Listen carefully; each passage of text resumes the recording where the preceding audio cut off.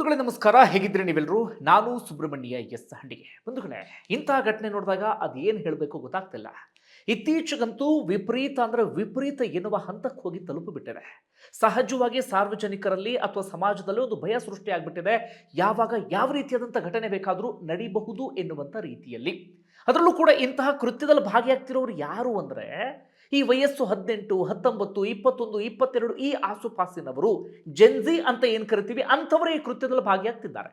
ಏನಾಗ್ಬಿಟ್ಟಿದೆ ಅಂದರೆ, ಅದೇ ವಯಸ್ಸಿನ ಒಂದು ವರ್ಗ ಸಾಧನೆ, ಮತ್ತೊಂದು ಮಗದೊಂದು ಅಂತ ಮಾಡ್ತಾ ಇದ್ರೆ, ಇನ್ನೊಂದು ವರ್ಗ ಇಂತಹ ಕೃತ್ಯದಲ್ಲಿ ತಮ್ಮಂತಾವು ತೊಡಸ್ಕೊಂಡು ಬಿಟ್ಟಿದ್ದಾರೆ ಅಥವಾ ಇಂತಹ ವಿಚಾರವನ್ನು ತಲೆಯಲ್ಲಿ ತುಂಬಿಕೊಂಡು ತಲೆಯನ್ನು ಹಾಳು ಮಾಡ್ಕೊಳ್ತಿದ್ದಾರೆ. ಎಲ್ಲಿಯವರೆಗೆ ಅಂದರೆ ಅವರಿಗೊಂದು ಸಣ್ಣ ಆತಂಕ, ಸಣ್ಣ ಭಯವೂ ಕೂಡ ಇಲ್ಲ. ಅಂದರೆ ಈ ಕುರಿ ಕೋಳಿಗಳನ್ನು ಹೇಗೆ ಸಾಯಿಸ್ತಾರೋ ಅದೇ ರೀತಿ ಮನುಷ್ಯನನ್ನ ಸಾಯಿಸೋದಕ್ಕೆ ಶುರು ಮಾಡ್ಕೊಂಡು ಬಿಟ್ಟಿದ್ದಾನೆ. ಬಂಧುಗಳು, ಇದೆಲ್ಲವನ್ನು ನೋಡಿದಾಗ ಒಂದು ಮಾತು ನೆನಪಾಗುತ್ತೆ. ಹಿಂದೆ ನಾವೆಲ್ಲರೂ ಕೂಡ ಹೇಗೆ ಮಾತಾಡ್ತಾ ಇದ್ವಿ ಅಂದರೆ, ನಮ್ಮ ಮಕ್ಕಳಿಗೆ ಬೇರೆ ಯಾರಿಂದಾನಾದರೂ ಸಮಸ್ಯೆ ಆಗಬಹುದು ಎನ್ನುವ ಕಾರಣಕ್ಕಾಗಿ ಆ ರೀತಿಯಾಗಿ ಮಕ್ಕಳನ್ನು ಬೆಳೆಸಬೇಕು ಅಂತ ಹೇಳಿ. ಆದರೆ ಇದೀಗ ನಮ್ಮ ಮಕ್ಕಳ ಬಗ್ಗೆ ನಾವು ಒಂದು ಯೋಚನೆಯನ್ನು ಮಾಡಲೇಬೇಕಾಗಿದೆ. ನಮ್ಮ ಮನೆಯ ಮಕ್ಕಳಿಂದ ಇನ್ಯಾರಿಗೂ ಸಮಸ್ಯೆ ಆಗಬಾರ್ದು ಎನ್ನುವ ರೀತಿಯಲ್ಲಿ ನಾವು ಬೆಳೆಸಬೇಕಾಗಿದೆ. ನಮ್ಮ ಮನೆಯ ಮಕ್ಕಳಿಂದ ಇನ್ಯಾರದ್ದೋ ಮನೆಯ ದೀಪ ಆರು ಹೋಗಬಾರ್ದು ಎನ್ನುವ ರೀತಿಯಲ್ಲಿ ಯಾವ್ಯಾವ ಚಟುವಟಿಕೆಯಲ್ಲಿ ತೊಡಗಿಸ್ಕೊಳ್ತಿದ್ದಾರೆ ಆ ಚಿಕ್ಕ ವಯಸ್ಸಿಗೆ. ಡ್ರಗ್ಸು, ಗಾಂಜಾ, ಮತ್ತೊಂದು ಮಗದೊಂದು ಯಾವ್ಯಾವ ಹಂತಕ್ಕೆ ಇವರೆಲ್ಲರೂ ಕೂಡ ತಗೊಂಡು ಹೋಗಿ ನಿಲ್ಲಿಸ್ತಾ ಇದೆ. ಮತ್ತೊಂದು ಕಡೆಯಿಂದ ಈ ಪ್ರೀತಿ ಪ್ರೇಮ ಅಂತ ಹೇಳಿ ವಿಪರೀತ ತಲೆ ಕೆಡಿಸ್ಕೊಳ್ಳೋದು. ನಂಗೆ ಸಿಕ್ಕಿಲ್ಲ ಅಂತಾದರೆ ಇನ್ಯಾರಿಗೂ ಸಿಗಬಾರ್ದು ಎನ್ನುವಂಥ ಮನಸ್ಥಿತಿಗೆ ಬಂದುಬಿಟ್ಟು ಯಾವ ಹಂತಕ್ಕೆ ಬೇಕಾದರೂ ಹೋಗಿಬಿಡೋದು. ಇಲ್ಲಾಗಿದ್ದು ಕೂಡ ಅದೇ ರೀತಿಯಾದಂಥ ಘಟನೆ. ಸದ್ಯ 2 ಘಟನೆ ರಾಜ್ಯದಲ್ಲಿ ಚರ್ಚೆ ಆಗ್ತಾ ಇದೆ. ಒಂದು ಕರಾವಳಿ ಭಾಗದ ಘಟನೆ. ಅಲ್ಲಿ ಏನಾಗಿದೆ ಅಂದರೆ, ಆರಾಮಾಗಿ ಬರ್ತಾನೆ ಆತ, ಒಂದು ತಲವಾರನ್ನು ತಗೊಂಡು ಬರ್ತಾನೆ, ಬಸ್ ಸ್ಟ್ಯಾಂಡ್ನಲ್ಲಿ ಬಸ್ ಒಳಗಡೆ ಕೂತ್ಕೊಂಡಿದ್ದಂಥ ಹುಡುಗಿನ ಎಳ್ಕೊಂಡು ಬರ್ತಾನೆ, ತಲವಾರನ್ನು ಬೀಸ್ತಾನೆ, ಆಕೆ ವಿಲವಿಲ ಒದ್ದಾಡ್ತಾ ಕೆಳಗಡೆ ಬೀಳ್ತಾಳೆ. ಅಲ್ಲಿಂದ ಆತ ಎಸ್ಕೇಪ್ ಆಗಿಬಿಡ್ತಾನೆ. ಅದಕ್ಕೆ ಸಂಬಂಧಪಟ್ಟಂಥ ವಿಡಿಯೋ ವೈರಲ್ ಆಗ್ತಾ ಇದೆ, ರಾಷ್ಟ್ರ ಮಟ್ಟದಲ್ಲಿ ಈಗ ಸುದ್ದಿ ಆಗ್ತಾ ಇದೆ. ಸಾಧಾರಣವಾಗಿ ಇಂಥದ್ದೆಲ್ಲವನ್ನು ಕೂಡ ನಾವು ಯಾವುದೋ ನಾರ್ತ್ ಭಾಗದಲ್ಲಿ ನೋಡ್ತಾ ಇದ್ವಿ. ಈ ಬಿಹಾರ, UP ಆ ಸುತ್ತಮುತ್ತ ಇಂತಹ ದೃಶ್ಯಗಳನ್ನು ನಾವು ಸಾಮಾನ್ಯವಾಗಿ ನೋಡ್ತಾ ಇದ್ವಿ. ಆದರೆ ಈಗ ನಮ್ಮ ರಾಜ್ಯದಲ್ಲಿ ಜನ ಓಡಾಡುವಂತಹ ಪ್ರದೇಶದಲ್ಲಿ, ಸುತ್ತಮುತ್ತ ಜನ ಇದ್ದಂಥ ಸಂದರ್ಭದಲ್ಲಿ ಒಬ್ಬ ಬಂದು ತಲವಾರ್ ತಗೊಂಡು ಬೀಸೊಂದು ಹುಡುಗಿನ ಸಾಯಿಸ್ತಾನೆ ಅಂದರೆ ಏನ್ರಿ ಹೇಳಬೇಕು? ಕಾನೂನು ಸುವ್ಯವಸ್ಥೆ ವೈಫಲ್ಯ ಅನ್ನಬೇಕಾ ಅಥವಾ ಜನರ ಮನಸ್ಥಿತಿಯನ್ನು ನಾವು ದೂಷಿಸಬೇಕಾ ಏನು ಅಂತ ಗೊತ್ತಾಗ್ತಿಲ್ಲ. ಯಾವ ಕಾರಣಕ್ಕಾಗಿ ಅಂದರೆ ಪ್ರೀತಿ ಪ್ರೇಮ ಅಂತ. ಅದು ಯಾವ ಪ್ರೀತಿ ಪ್ರೇಮ ಒಬ್ಬ ಮನುಷ್ಯನನ್ನು ಸಾಯಿಸುವ ಹಂತದವರೆಗೆ ಹೋಗುತ್ತೆ ಅಂದರೆ ಇದು ಒಂದು. ಮತ್ತೊಂದು ಘಟನೆ ಬೆಂಗಳೂರಿಗೆ ಸಂಬಂಧಪಟ್ಟಿದ್ದು. ಅಣ್ಣ ಒಬ್ಬ ಹುಡುಗಿನ ಲವ್ ಮಾಡ್ತಾ ಇದ್ದಂತೆ. ಆ ಹುಡುಗಿ ನಾನು ಕೊನೆಗೆ ಇಲ್ಲ ನೀನು ಪ್ರೀತಿ ಮಾಡೋಕ್ಕಾಗಲ್ಲ ಅಂದ್ಲಂತೆ. ಅದಕ್ಕೆ ತಮ್ಮನಿಗೆ ಸಿಟ್ಟು ಬಂತಂತೆ, ನನ್ನ ಅಣ್ಣನಿಗೆ ಕೈ ಕೊಟ್ಟು ಬಿಟ್ಲು ಅಂತ ಹೇಳಿ. ಹೀಗಾಗಿ ತಮ್ಮ ಹೋಗಿ ಆಕೆಯನ್ನು ಸಾಯಿಸಿಬಿಟ್ಟಿದ್ದಾನೆ. ಪಾಪ 3 ದಿನಗಳ ಕಾಲ ಆಕೆ ವಿಲವಿಲ ಒದ್ದಾಡಿ, ಅಂದರೆ ಸಾವು ಬದುಕಿನ ನಡುವೆ ಹೋರಾಡಿ ಆಕೆ ಪ್ರಾಣವನ್ನು ಕಳ್ಕೊಂಡು ಬಿಟ್ಲು. ಸದ್ಯ ಎಲ್ಲ ಘಟನೆಗೆ ಸಂಬಂಧಪಟ್ಟ ಹಾಗೆ ಸಾರ್ವಜನಿಕರ ವಲಯದಲ್ಲಿ ಒಂದು ಒತ್ತಾಯ ಕೇಳಿ ಬರ್ತಾ ಇದೆ. ಈ ಕ್ರಿಮಿಗಳು ಯಾರ್ಯಾರು ಈ ಕೃತ್ಯದಲ್ಲಿ ಭಾಗಿಯಾಗಿದ್ರು ಅವರಿಗೊಂದು ಸರಿಯಾದ ರೀತಿಯಲ್ಲಿ ಪಾಠವನ್ನು ಕಲಿಸಿ ಸಮಾಜಕ್ಕೊಂದು ಟ್ರೀಟ್ಮೆಂಟ್ ಕೊಡುವಂಥ ಅವಶ್ಯಕತೆ ಇದೆ. ಇಲ್ಲ ಅಂತಾದರೆ ರಸ್ತೆಗಳಲ್ಲಿ, ಏರಿಯಾಗಳಲ್ಲಿ ಇಂತಹ ಕೃತ್ಯಗಳು ನಡೀತಾ ಹೋಗುತ್ತೆ. ಈಗ ಈ ಯುವ ಜನತೆ ಇನ್ಫ್ಲೂಯೆನ್ಸ್ ಆಗೋದಕ್ಕೆ ಬೇಕಾದಷ್ಟು ಅವಕಾಶಗಳಿದ್ದಾವೆ. ವೆಬ್ ಸೀರೀಸು, ಸಿನಿಮಾ, ಸೀರಿಯಲ್ಲು, ಮತ್ತೊಂದು ಮಗದೊಂದು. ತಲೆಯಲ್ಲಿ ಇಂಥದ್ದನ್ನೇ ತುಂಬಿಕೊಂಡು ಇವ್ರು ಯಾವ ಹಂತಕ್ಕೆ ಬೇಕಾದರೂ ಹೋಗಿಬಿಡ್ತಾರೆ. ಹೀಗಾಗಿ ಟ್ರೀಟ್ಮೆಂಟನ್ನು ಕೊಡೋದಕ್ಕೆ ಶುರು ಮಾಡ್ಕೊಳ್ಳಿ ಎನ್ನುವಂಥ ಒತ್ತಾಯ ಕೇಳಿಬರ್ತಾ ಇದೆ. ಏನಿದು? ಮೊದಲು ಕರಾವಳಿ ಭಾಗದ ಘಟನೆಯ ವಿಚಾರವನ್ನು ಗಮನಿಸೋಣ. ಬಂಧುಗಳೇ, ಈ ಘಟನೆ ನಡೆದಿದ್ದು ದಕ್ಷಿಣ ಕನ್ನಡದ ಬಂಟ್ವಾಳದ BC ರೋಡ್ನಲ್ಲಿ ಇರುವಂಥ KSRTC ಬಸ್ ಸ್ಟ್ಯಾಂಡ್ನಲ್ಲಿ. ಆ ಹುಡುಗಿ ಎಲ್ಲಿಯವಳು ಅಂದರೆ ಆಕೆ ಹೆಸರು ಲಾವಣ್ಯ ಅಂತ, ವಯಸ್ಸು 25, 26 ಆಸುಪಾಸು, ಕಕ್ಕೆಪದವು ಸಮೀಪದ ಕೊಡಂಗಿಯ ನಿವಾಸಿ, ಬಾಳಪ್ಪ ಗೌಡ ಅನ್ನುವಂಥವ್ರ ಪುತ್ರಿ ಆಕೆ ಕಲ್ಲಡ್ಕದ ನರ್ಸಿಂಗ್ ಹೋಮ್ ಒಂದರಲ್ಲಿ ಆಕೆ ಕೆಲಸವನ್ನು ಮಾಡ್ತಾ ಇದ್ಲು. ಇವನು ಯಾರು ಅಂದರೆ ಅದೇ ವಯಸ್ಸಿನವನು, ಹೆಚ್ಚು ಕಡಿಮೆ ಬೆಳ್ತಂಗಡಿ ತಾಲೂಕಿನ ಒಡಿಲ್ನಾಳ ಎನ್ನುವಂಥ ಭಾಗದ ನಿವಾಸಿ ಈತ. ಆತನ ಹೆಸರು ಚೇತನ್ ಅಂಥೇಳಿ. ನಿನ್ನೆ ಏನಾಯಿತು ಅಂದರೆ, ಬೆಳಿಗ್ಗೆ ಹೆಚ್ಚು ಕಡಿಮೆ ಒಂದು ಬೆಳಗ್ಗೆಲ್ಲ ಸಂಜೆ 5:30, 5:45 ಸುಮಾರಿಗೆ ಆ ಹುಡುಗಿ ಪಾಪ ಕೆಲಸವನ್ನು ಮುಗಿಸ್ಕೊಂಡು ಬಂದಿದ್ದಾಳೆ. ಅದಾದ ಬಳಿಕ ಮನೆಗೆ ಹೋಗಬೇಕು ಅಂತೇಳಿ KSRTC ಬಸ್ ಸ್ಟ್ಯಾಂಡಿಗೆ ಬಂದಿದ್ದಾಳೆ. BC ರೋಡ್ನಲ್ಲಿರುವಂಥ KSRTC bus stand. ಬಂದು ಆ ಕಕ್ಕೆಪದವು ಕಡೆಗೆ ಹೋಗುವಂಥ ಬಸ್ನಲ್ಲಿ, KSRTC ಬಸ್ನ ಒಳಗಡೆ ಹತ್ತಿ ಕೂತ್ಕೊಂಡಿದ್ದಾಳೆ. ಈತ ಮೊದಲೇ ತನ್ನ ಕಾರ್ನಲ್ಲಿ ಬಂದು ಅಲ್ಲಿ ವೆಯ್ಟ್ ಮಾಡ್ತಾ ಇದ್ದ. ಅವಳು ಬರ್ತಾ ಇದ್ದ ಹಾಗೆ ಒಂದು ಬ್ಯಾಗ್ನಲ್ಲಿ ತಲವಾರನ್ನು ತಗೊಂಡು ಬಂದಿದ್ದಾನೆ. ಅದಾದ ಬಳಿಕ ಸೀದಾ ಆತನು ಕೂಡ KSRTC ಬಸ್ಸನ್ನು ಹತ್ತಿದ್ದಾನೆ. ಆಕೆಯ ಪಕ್ಕ ಹೋಗಿ ಈತ ಕೂತ್ಕೊಂಡಿದ್ದಾನೆ. ಆಕೆಗೆ ಭಯ ಆಗಿದೆ, ಯಾಕಂದರೆ ಮೊದಲೇ ಆತ ಪರಿಚಯ ಇದ್ದ. ಹೀಗಾಗಿ ಆಕೆಗೆ ಭಯ ಆಗಿದೆ. ತಕ್ಷಣ ಆಕೆ ಏನು ಮಾಡಿದ್ದಾಳೆ, ತನ್ನ ಭಾವನಿಗೆ ಫೋನ್ ಮಾಡಿ ನನ್ನ ಪಕ್ಕದಲ್ಲಿ ಹೀಗೆ ಬಂದು ಕೂತಿದ್ದಾನೆ ಎನ್ನುವಂಥ ವಿಚಾರವನ್ನು ತಿಳಿಸಿದ್ದಾಳೆ ಅಷ್ಟೇ. ಅಷ್ಟೊತ್ತಿಗಾಗಲೇ ಆತ ಬ್ಯಾಗಿಂದ ತಲವಾರನ್ನು ತೆಗೆದು ಬಿಟ್ಟಿದ್ದಾನೆ. ಆಕೆಗೆ ಆತಂಕ ಶುರುವಾಗಿದೆ. ಆಕೆ ಬಸ್ ಇಳಿದು ಕೆಳಗಡೆ ಓಡೋದಕ್ಕೆ ಶುರು ಮಾಡ್ಕೊಂಡಿದ್ದಾಳೆ. ಸುತ್ತಮುತ್ತ ಜನ ನೋಡ್ತಾ ಇದ್ದಾರೆ.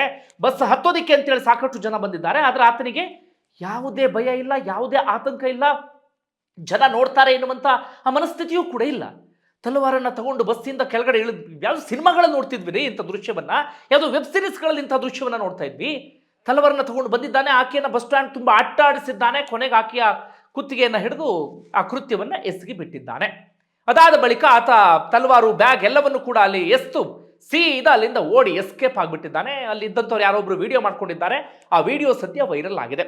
ಸಹಜವಾಗಿ ನಮ್ಮಲ್ಲಿ ಅನ್ಸುತ್ತೆ, ಒಂದಷ್ಟು ಜನ ಕೇಳ್ತಾರೆ, ಆ ಸಂದರ್ಭದಲ್ಲಿ ಯಾರಾದರೂ ಕಾಪಾಡಬಹುದಿತ್ತಲ್ಲ. ತಕ್ಷಣಕ್ಕೆ ಯಾರಿಗೂ ಹೆಂಗೆ ರಿಯಾಕ್ಟ್ ಮಾಡಬೇಕು ಅಂತಲೇ ಗೊತ್ತಾಗಲ್ಲ. ಅಲ್ಲಾಗಿದ್ದು ಕೂಡ ಅದೇ.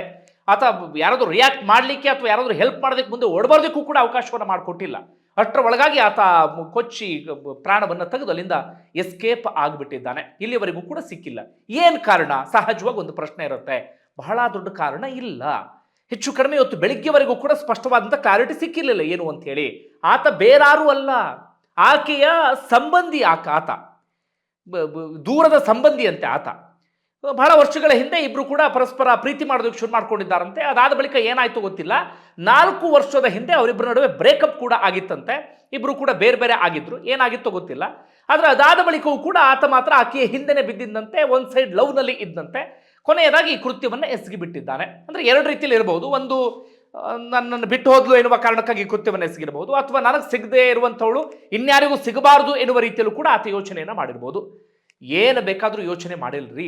ಇನ್ನೊಬ್ಬರು ಪ್ರಾಣ ತೆಗೆಯುವಂಥ ಹಕ್ಕಿ ಯಾರಿಗಿದೆ?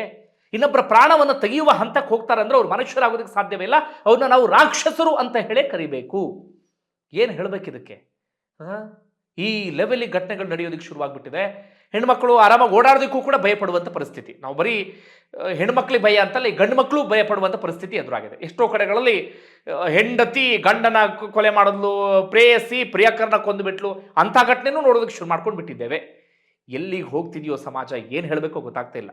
ಮುಂಚೆನೂ ಆಗ್ತಾಯಿದ್ವು, ಮುಂಚೆ ಆಗ್ತಾ ಇರಲಿಲ್ಲ ಅಂತಲ್ಲ. ಮುಂಚೆ ಸ್ವಲ್ಪ ಮಟ್ಟಿಗಾದರೆ ಜನರಿಗೆ ಭಯ ಭಕ್ತಿ ಇತ್ತು. ನಮ್ಮ ಕಾನೂನಿನ ಬಗ್ಗೆ ಭಯ ಇತ್ತು, ಪೊಲೀಸ್ ಬಗ್ಗೆ, ಕೋರ್ಟ್ ಬಗ್ಗೆ, ಲೆದರ್ ಬಗ್ಗೆ ಭಯ ಇತ್ತು. ಹೀಗಾಗಿ ಇಂಥ ಕೃತ್ಯಗಳು ಸ್ವಲ್ಪ ಕಡಿಮೆ ಆಗ್ತಾ ಇದ್ವು. ಆದರೆ ಇತ್ತೀಚೆಗೆ ಯಾವ ಭಯವೂ ಕೂಡ ಇಲ್ಲದಾಗ್ಬಿಟ್ಟಿದೆ. ಏನು ಬೇಕಾದರೂ ಮಾಡಬಹುದು ಎನ್ನುವ ರೀತಿಯಲ್ಲಿ. ಯಾಕೆ ನಮ್ಮ ಕಾನೂನು ಪ್ರಕ್ರಿಯೆ ಅವರಿಗೆ ಆತಂಕವನ್ನು ಮೂಡಿಸ್ತಾ ಇಲ್ವೋ? ಅಂದರೆ ವರ್ಷಾನುಗಟ್ಟಲೆ ವಿಚಾರಣೆ ಎಲ್ಲವೂ ಕೂಡ ನಡೆಯುತ್ತೆ. ಮೊನ್ನೆ ಒಂದು ಕೇಸನ್ನು ನೋಡ್ತಾ ಇದ್ವಿ. ಹೆಚ್ಚು ಕಡಿಮೆ ಒಂದು 12 ವರ್ಷ ಆಗಿದೆ ಕೇಸ್. ಮೊನ್ನೆ ಹೈಕೋರ್ಟ್ ಜಡ್ಜ್ ತರಾಟೆಗೆ ತೆಗೆದುಕೊಂಡು ಬಿಟ್ರು, ಹಿಗ್ಗಾಮುಗ್ಗ ಜಾಡಿಸಿಬಿಟ್ರು. 12 ವರ್ಷದ ಹಿಂದೆ ಒಂದು ಸ್ಕೂಲ್ನಲ್ಲಿ ಈ ಜಿಮ್ನಾಸ್ಟಿಕ್ಕೋ ಏನೋ ಹೇಳ್ಕೊಡುವಂಥ ಒಬ್ಬ ಇಬ್ಬರು ಬಾಲಕಿಯರ ಮೇಲೆ ಎರಗಿ ಬಿಟ್ಟಿದ್ದ ಆತ. 12 ವರ್ಷ ಆದರೂ ಕೂಡ ಇಂದಿಗೂ ಆ ಪ್ರಕರಣಕ್ಕೆ ಸಂಬಂಧಪಟ್ಟ ಹಾಗೆ ಯಾವುದೇ ಪ್ರೋಗ್ರೆಸ್ಸೇ ಆಗಿಲ್ಲ. ಈಗ ಕೋರ್ಟ್ ತರಾಟೆ ತೆಗೆದುಕೊಂಡು ಬಿಡ್ತೀವಿ. ಹಿಂಗಾಗ್ಬಿಟ್ರೆ ಹೆಂಗ್ರಿ? ಹಿಂಗಾಗ್ಬಿಟ್ರೆ ಕಾನೂನು ಬಗ್ಗೆ ಜನರಿಗೆ ಆತಂಕ ಮೂಡೋದಾದರೂ ಹೇಗೆ ಎನ್ನುವ ರೀತಿಯಲ್ಲಿ ಅವ್ರು ಪ್ರಶ್ನೆ ಮಾಡಿದ್ರು. ನಮ್ಮಲ್ಲಿ ಆಗ್ತಿರೋದು ಅದೇ ಎನ್ನುವ ರೀತಿಯಲ್ಲಿ ಕಾಣುತ್ತೆ. ಯಾಕೋ ನೋಡಿದ್ರೆ ಯಾವ ಭಯವೂ ಇಲ್ಲ, ಯಾವ ಆತಂಕವೂ ಇಲ್ಲ. ಇಂಥ ಪ್ರಕರಣಗಳು ನನಗೆ ಅನ್ಸೋದೇನಪ್ಪ ಅಂದರೆ ತಕ್ಷಣಕ್ಕೆ ಏನು ಶಿಕ್ಷೆಯನ್ನು ಕೊಡಬೇಕು ಅದನ್ನು ಕೊಡಬೇಕು ಅಂತ ಹೇಳಿ. ಅಂದರೆ ಇಲ್ಲೇನು ಬೇರೆ ಸಾಕ್ಷಿ ಮತ್ತೊಂದ್ರೆ ಯಾವ್ದು ಅವಶ್ಯಕತೆಯೂ ಕೂಡ ಇಲ್ಲ. ಕಣ್ಣಿಗೆ ಕಾಣುವ ರೀತಿಯಲ್ಲಿ ಇಲ್ಲಿ ಕ್ರೈಮ್ ಆಗಿಬಿಟ್ಟಿದೆ.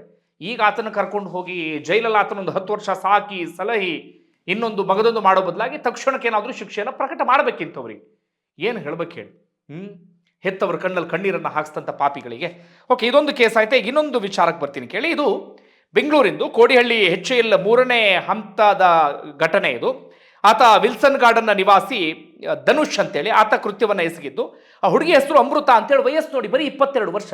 ಆತ ಧನುಷ್ದು ವಯಸ್ಸೇನು ಬಹಳ ದೊಡ್ಡದಲ್ಲ, ಆತಂದು ಅದೇ ವಯಸ್ಸು. ಆಕೆ ಕಾನೂನು ವಿದ್ಯಾರ್ಥಿನಿ. ಆಕೆ ಒಂದು ಯಾವುದೋ ಒಂದು ಸೆಂಟರ್ನಲ್ಲಿ ಆಕೆ ಪಾರ್ಟ್ ಟೈಮ್ ಕೆಲಸವನ್ನು ಕೂಡ ಮಾಡ್ತಾ ಇದ್ಲು. ಏನಾಗಿತ್ತು ಅಂದರೆ, ಈ ಧನುಷ್ ಅಣ್ಣ ಇದನ್ನ ಸೂರ್ಯ ಹಾಗೆ ಅಮೃತ ಪ್ರೀತಿ ಮಾಡ್ತಾ ಇದ್ರು. ಹೇಗೆ ಅಂದರೆ, ಇವ್ರ ಫ್ಯಾಮಿಲಿಯವರೆಲ್ಲರೂ ಕೂಡ ಈ ಓಂ ಶಕ್ತಿ ಮಾಲೆಯನ್ನು ಧರಿಸುವ ವೇಳೆ ಪರಸ್ಪರ 2 ಫ್ಯಾಮಿಲಿಗೆ ಪರಿಚಯ ಆಗಿದೆ. ಅದಾದ ಬಳಿಕ ಈ ಸೂರ್ಯ ಫ್ಯಾಮಿಲಿಯವರು ಈ ಅಮೃತ ಮನೆಗೆ ಆಗಾಗ ಬಂದು ಹೋಗ್ತಾ ಇದ್ರಂತೆ. ಫ್ಯಾಮಿಲಿ ಪರಿಚಯ, ಫ್ಯಾಮಿಲಿ ಫ್ರೆಂಡ್ಶಿಪ್. ಆ ಕಾರಣಕ್ಕಾಗಿ ಸೂರ್ಯ ಮತ್ತೆ ಅಮೃತ ನಡುವೆ ಆ ಸ್ನೇಹ ಹೋಗಿ ಪ್ರೀತಿಯ ಹಂತಕ್ಕೆ ಹೋಗಿದೆ. ಅದಾದ ಬಳಿಕ ಇಬ್ಬರು ಕೂಡ ಪರಸ್ಪರ ಪ್ರೀತಿ ಮಾಡೋದಕ್ಕೆ ಶುರು ಮಾಡ್ಕೊಂಡಿದ್ದಾರೆ. ಇತ್ತೀಚೆಗೆ ಈ ಅಮೃತಗೆ ಒಂದು ವಿಚಾರ ಗೊತ್ತಾಗಿದೆ. ಏನು ಅಂದರೆ, ಈ ಸೂರ್ಯಗೆ ಅದಾಗಲೇ ಮದುವೆ ಆಗಿದೆ, ಮದುವೆಯಾಗಿ ಒಂದು ಮಗು ಇದೆ. ಅದಾದ ಬಳಿಕ ಹೆಂಡತಿಯಿಂದ ಡಿವೋರ್ಸ್ ಅನ್ನು ತೆಗೆದುಕೊಂಡಿದ್ದಾನೆ ಎನ್ನುವಂಥ ವಿಚಾರ. ಅದನ್ನು ಮುಚ್ಚಿಟ್ಟು ನನ್ನನ್ನು ಪ್ರೀತಿ ಮಾಡ್ತಿದ್ದಾನೆ ಅನ್ನೋದು ಗೊತ್ತಾಗ್ತಿದ್ದ ಹಾಗೆ ಆತ ನನ್ನನ್ನು ಮೋಸ ಮಾಡಿದ್ದಾನೆ ಎನ್ನುವಂಥ ಭಾವನೆ ಬಂದಿದೆ. ಹೀಗಾಗಿ ಈಕೆ ಅಂತರವನ್ನು ಕಾಯ್ದುಕೊಂಡು ಬಿಟ್ಟಿದ್ದಾಳೆ. ಅದಾದ ಬಳಿಕ ಈ ಸೂರ್ಯ ಡಿಪ್ರೆಷನ್ಗೆ ಹೋಗ್ಬಿಟ್ಟಿದ್ದಂತೆ. ಅಣ್ಣನ ಪರಿಸ್ಥಿತಿಯನ್ನು ತಮ್ಮನಿಗೆ ನೋಡೋದಕ್ಕೆ ಸಾಧ್ಯ ಆಗಿಲ್ಲ. ಹೀಗಾಗಿ ನನ್ನ ಅಣ್ಣನಿಗೆ ಹಿಂಗೆ ಮಾಡಿಬಿಟ್ಲಲ್ಲ ಅಂತ ಹೇಳಿ ತಮ್ಮ ಏನು ಮಾಡಿದ್ದಾನೆ ಅಂದರೆ ಚಾಕು ತಗೊಂಡು ಹೋಗಿ ಆಕೆಗೆ ಚುಚ್ಚಿಬಿಟ್ಟಿದ್ದಾನೆ. 3 ದಿನಗಳ ಕಾಲ ಆಕೆ ಆಸ್ಪತ್ರೆಯಲ್ಲಿ ಸಾವು ಬದುಕಿನ ನಡುವೆ ಹೋರಾಡಿ ಪ್ರಾಣವನ್ನು ಕಳ್ಕೊಂಡು ಬಿಟ್ಟಿದ್ದಾಳೆ, ಅಥವಾ ಆಕೆಯ ಪ್ರಾಣ ಹೊರಟೋಗ್ಬಿಟ್ಟಿದೆ. ಏನ್ರಿ, ಎರಡೂ ಕೇಸ್ಗಳಲ್ಲೂ ಕೂಡ ವಯಸ್ಸೆಷ್ಟು ಅಂದ್ರೆ 25-26ರ ಆಸುಪಾಸಿನವರು. ಜೆನ್ಜಿ ಅಂತ ಏನು ಕರಿತೀವಿ ಆ ವರ್ಗಕ್ಕೆ ಅಥವಾ ಆ ಇದಕ್ಕೆ ಸೇರಿದಂಥವ್ರು. ಒಂದು ಕಡೆಯಿಂದ ಸಾಧನೆ, ಮತ್ತೊಂದು ಮಗದೊಂದು ಅಂತ ಹುಡುಗರು ಹೋಗ್ತಾ ಇದ್ರೆ, ಇನ್ನೊಂದಷ್ಟು ಮಂದಿ ಈ ರೀತಿಯಾಗಿ ಪ್ರೀತಿ, ಪ್ರೇಮ, ಮತ್ತೊಂದು ಮಗದೊಂದು ಅನ್ನೋ ತಲೆ ಒಳಗಡೆ ತುಂಬಿಸ್ಕೊಂಡು ಇಂತಹ ಕೃತ್ಯಗಳಲ್ಲಿ ಭಾಗಿಯಾಗ್ತಾ ಇದ್ದಾರೆ.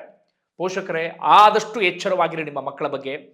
ಪ್ರಮುಖವಾಗಿ ನಮ್ಮ ಮಕ್ಕಳನ್ನ ನಾವು ಸರಿಯಾದ ರೀತಿಯಲ್ಲಿ ಬೆಳೆಸಲೇಬೇಕಾಗತ್ತೆ. ಇಲ್ಲ ಅಂತ ಆದರೆ ನಮ್ಮ ಮಕ್ಕಳಿಂದಾಗಿ ಇನ್ಯಾರದ್ದೋ ಮನೆಯ ದೀಪ ಆರುವಂಥ ಪರಿಸ್ಥಿತಿ ಎದುರಾಗ್ಬಿಡುತ್ತೆ.